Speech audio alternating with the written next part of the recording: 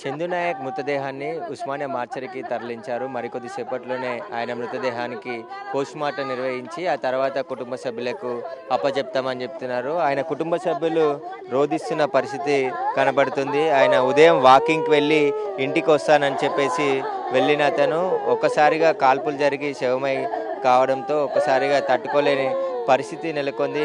ఒకసారి అలా భార్య ఉంది, ఒకసారి మాట్లాడదాం. ఏం జరిగిందమ్మా పొద్దున? ఏం లేదండి, వాళ్ళు చంపిన వాళ్ళని ఇక్కడ తీసుకురండి.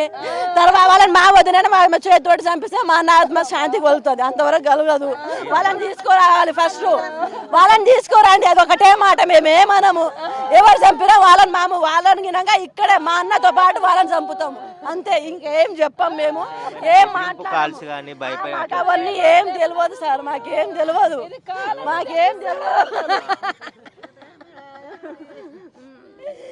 నేను ఏడబోయి ఎత్తుకు వస్తాడు మా ఆయన, మీ అందరు తెచ్చిస్తారా? మా ఆయన నాకు కావాలి తెచ్చేయండి.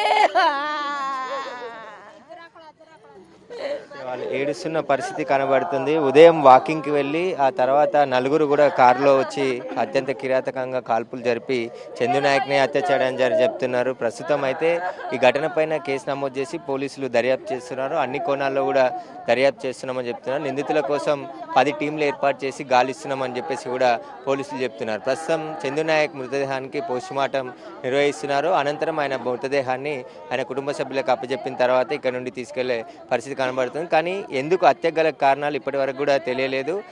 చంపింది రాజేష్, శివ, అదేవిధంగా సుధాకర్ అని చెప్తున్నారు. మరొక వ్యక్తి ఉన్నారని చెప్తున్నారు. వారికి చందు నాయక్ మధ్య ఉన్న విభేదాలు ఏంటి, అసలు ఆ ల్యాండ్ విషయంలో గొడవనా లేకుంటే వేరే కారణాలు ఏమైనా ఉన్నాయని కూడా దర్యాప్తులో తెలుస్తుందని చెప్పి పోలీసులు అంటున్నారు.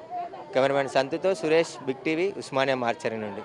మేము ఇంటికి తాగి వాకింగ్ అని పోతుంటే కొంచెం దారిలో కలిసిండు.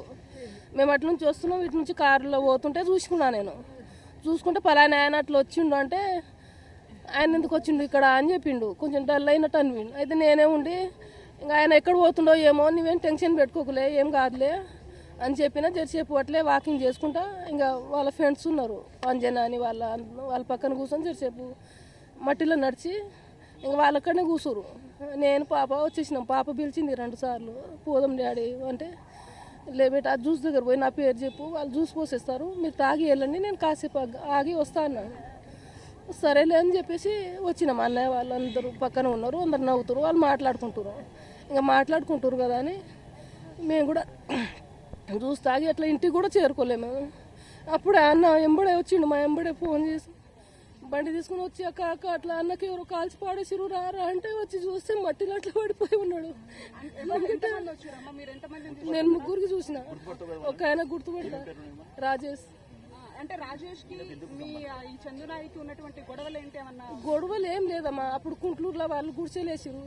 ఆ గుడిసెలు వాళ్ళు అంత డబ్బులు అవన్నీ వసూలు చేసుకుంటుంటే మా ఆయన అడ్డుపడి 40 వాళ్ళకి చెప్పిండు అట్లా వసూలు చేసుకుని తింటురని. తింటుంటే ఇంకా వాళ్ళు వార్నింగ్ ఇచ్చారు ఆయనకు. అదే పార్టీలో ఉంటాడా? సిపిఐ పార్టీ లేదు, ఆయన ఏదో మరి నాకు తెలియదు, నక్సలేటు ఏదో. ఆయన గంగి అయితే అట్లా వేసుకున్నాడు చెట్టు, అట్లా ఉండే చెట్టు బట్టతల ఉంటది, పొట్టిగా ఉంటాడు. ఏం చెప్పలే నాకు.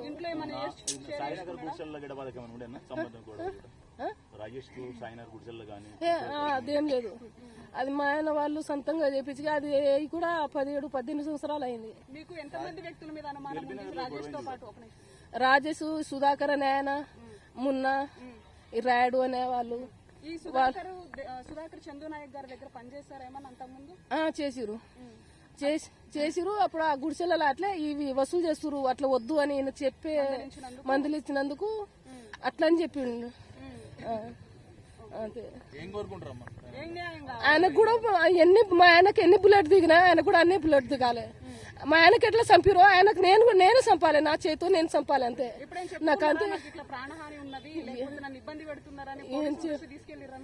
లేదు, చెప్పలేదు. అంటే 40 వాళ్ళకి చెప్పినాము, 40 వాళ్ళకి చెప్పినాము. వాళ్ళు మేము చూస్తాము చెప్తామని చెప్పి వాళ్ళు పిలిచి వార్నింగ్ ఇచ్చిరంట. అంటే రాజేష్ మాజీ మావోయిస్ట్ అమ్మా? అవును, ఆయన దగ్గర ఆయన దగ్గర ఉన్నాయా ఏంది? ఆయన దగ్గరనే ఉంటాయంట చెప్పిండు. మా ఆయన కూడా చెప్పిండు నాకు, ఆయన దగ్గర గన్నులు ఉన్నాయి అట్లా ఉంటాయి ఆయన దగ్గర అని చెప్పిండు. 2-3 గన్నులు ఉన్నాయి ఆయన దగ్గర. ఎటువంటి న్యాయం కావాలంటారు? మాకు న్యాయం జరగాలమ్మా, మాకు న్యాయం. మా ఆయన నాకు కావాలి అంతే. మా ఆయన ప్రాణం ఎట్లా తీసిండో ఆయన ప్రాణం కూడా అట్లా తీసాలి అంతే. మాకేం వద్దు, ఇంకా నాకు డబ్బు వద్దు, ఆస్తి వద్దు, నాకేం వద్దు, నాకేం పోవద్దు. మా ఆయన నాకు కావాలి, నా బంగారం నాకు కావాలి, ఎట్టు వద్దు, నాకేం వద్దు ఇంకా.